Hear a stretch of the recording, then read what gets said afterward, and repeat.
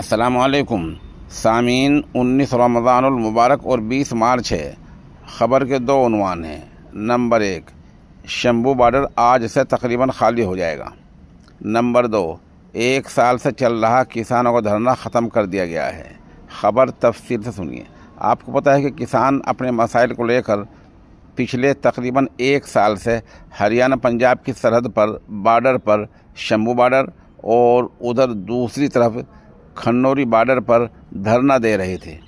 1 साल तक लगातार रास्ता रुका रहा, हदबंदी कर दी थी।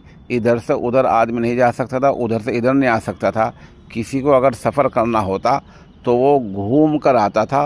जो लोग उधर शंभू बॉर्डर पर गए हैं वो जानते हैं कि कितने किलोमीटर गांव दर गांव निकल कर कहाँ कहाँ को आना पड़ता था।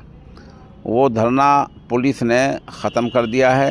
बुलडोज़र कार्रवाई करके जो किसानों ने जो रुकावटें खड़ी की थी उनको मुकम्मल मुनहदिम कर दिया है।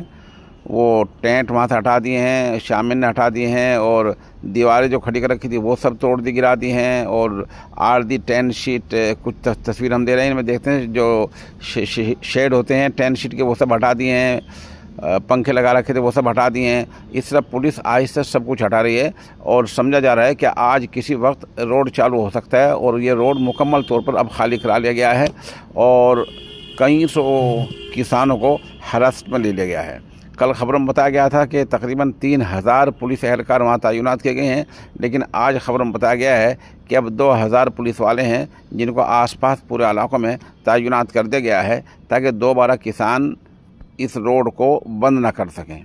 जो बीमार किसान हैं उन्हें अस्पताल में दाखिल करा दिया गया है और बाकी को हिरासत में ले लिया गया है, और बाकी जो और बैठे थे उन सबको उनके घर भेज दिया गया है। इस तरह शंभू बॉर्डर और खन्नौरी बॉर्डर का धरना पूरे तौर पर पुलिस ने ख़त्म कर दिया है।